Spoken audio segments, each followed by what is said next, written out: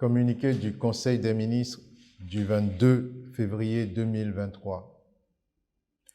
Le Conseil des ministres s'est réuni ce mercredi 22 février 2023 sous la présidence de son Excellence M. Faure Essosimna Gnassingbé, président de la République. Le Conseil a examiné 2 projets de décret et écouté 5 communications.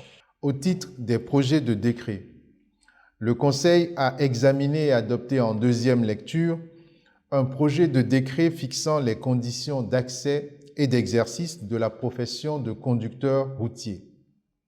Ce projet de décret s'inscrit dans le cadre de la professionnalisation du secteur du transport au Togo à travers le métier de conducteur routier et l'amélioration de la sécurité routière. L'adoption de ce texte permet de disposer des informations et données nécessaires pour une meilleure organisation du sous-secteur du transport routier en vue de sa contribution à la réalisation de l'ambition de la feuille de route gouvernementale 2020-2025 qui vise à affirmer la place de notre pays en tant que hub logistique et de services. Le Conseil a examiné en première lecture un projet de décret fixant les conditions d'accès à la profession de transporteur, d'intermédiaire et d'auxiliaire de transport et d'exercice des activités de transport routier.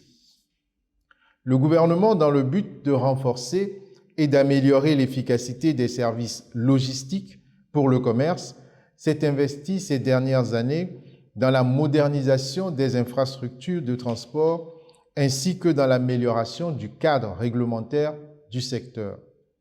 L'étude de ce texte, qui vise à professionnaliser et organiser le secteur du transport des biens et des personnes, se poursuivra lors d'une prochaine séance du Conseil.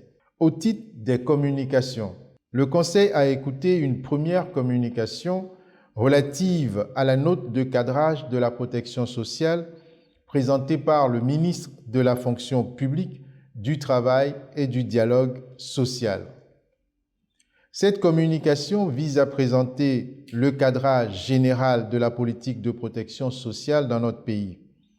Elle fait l'état des lieux des différents dispositifs existants et définit les orientations pour la mise en place d'un système intégré de protection sociale de notre pays.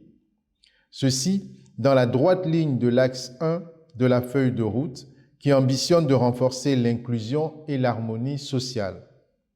Le Conseil a instruit pour la finalisation du document de politique en capitalisant sur les initiatives existantes et sur les axes d'amélioration identifiés, notamment en termes de plus grande synergie et de digitalisation des dispositifs. Le Conseil a écouté une 2e communication relative à la digitalisation des services publics de l'administration togolaise, présentée par le ministre de l'économie numérique et de la transformation digitale. Dans le but de simplifier l'ensemble des démarches administratives et de rapprocher davantage le citoyen de l'administration publique, le gouvernement a inscrit, au titre des projets prioritaires de sa feuille de route gouvernementale 2020-2025, un projet de digitalisation des services publics.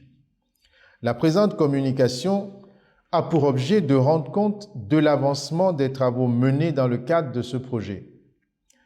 Au rang des résultats déjà obtenus figure la création de l'agence Togo Digital en septembre 2021 et le lancement en juin 2021 du portail national des services publics digitalisés www.service-public.gouv.tg. Ce portail compte aujourd'hui plusieurs parcours de services opérationnels, notamment les demandes de passeport, de carte de séjour, de permis de construire, de raccordement à l'électricité basse tension, du duplicata de nationalité et le suivi en ligne de la première demande du certificat de nationalité.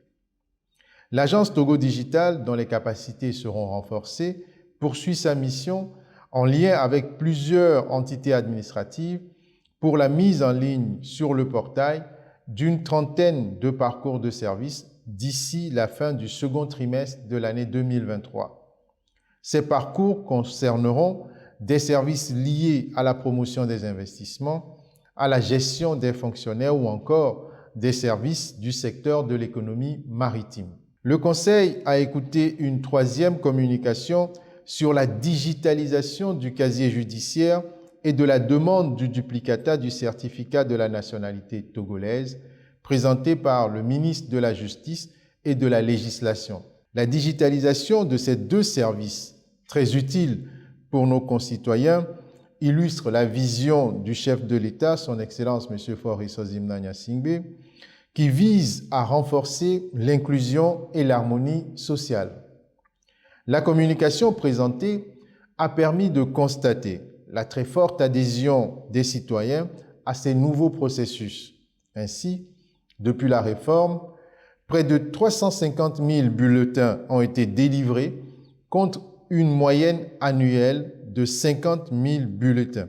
Cet engouement est lié à la célérité du processus et à la possibilité de demander le casier judiciaire sans se déplacer et de pouvoir le faire livrer en tout lieu de son choix. S'agissant de la digitalisation de la demande de duplicata du certificat de nationalité, lancée en janvier 2023, elle vient répondre à un allongement constaté du délai nécessaire pour l'obtention de ce document. Désormais, la demande de duplicata peut se faire dans 5 chefs-lieux de région et dans 12 préfectures et en ligne. Le Conseil a salué la réussite de la digitalisation de ces processus et a invité les acteurs à poursuivre les actions en vue d'une modernisation de la justice conformément aux ambitions de la feuille de route gouvernementale et au bénéfice des populations. Il a saisi cette opportunité pour lancer un appel aux populations afin de se faire établir le nouveau format du certificat de nationalité plus sécurisé qui facilite la mise en œuvre du processus de digitalisation. Le Conseil a écouté une 4e communication relative à l'ouverture des crèches garderies au Togo, présentée par le ministre de l'Action sociale, de la promotion de la femme et de l'alphabétisation. Le gouvernement place au cœur de ses actions prioritaires la promotion de la femme et des enfants, dans le but de faciliter la conciliation de l'encadrement de l'enfant avec la vie professionnelle des parents. Il est nécessaire d'organiser l'accueil des enfants dans des structures respectant des normes et standards. La communication vise à présenter un état des lieux des structures accueillant les enfants dans notre pays. Ainsi, on dénombre à ce jour 28 crèches garderies sur toute l'étendue du territoire. Cette communication vise à proposer une réglementation qui contribuera à la mise en œuvre réussie des politiques nationales de développement de la petite enfance ainsi que du bien-être de l'enfant au Togo. Le Conseil a écouté une dernière communication relative à la 17e édition de la Foire internationale de Lomé, présentée par le ministre du Commerce, de l'Industrie et de la Consommation locale. La 17e édition de la Foire internationale de Lomé s'est tenue du 30 novembre au 18 décembre 2022 sur le site du Centre togolais des expositions et foires de Lomé, CETEF, et cet événement s'est inscrit dans le cadre de la relance de la croissance économique de notre pays après le ralentissement observé en 2020. La réussite de cet événement, qui a regroupé plus de 1143 exposants venus de 22 pays d'Afrique et du reste du monde, est le résultat des actions menées pour le renforcement du rayonnement de notre pays. Il est à noter que toutes les branches de l'économie nationale ont bénéficié des retombées positives de cette foire. Plus concrètement, en termes d'impact économique, cet événement a permis de créer des emplois occasionnels, surtout pour les jeunes et les femmes, de nouer des partenariats d'affaires. Le Conseil a félicité les organisateurs et les a instruits d'accélérer les actions visant à accroître les capacités du Centre afin de mieux préparer la prochaine édition. Fait à Lomé, le 22 février 2023, le Conseil des ministres.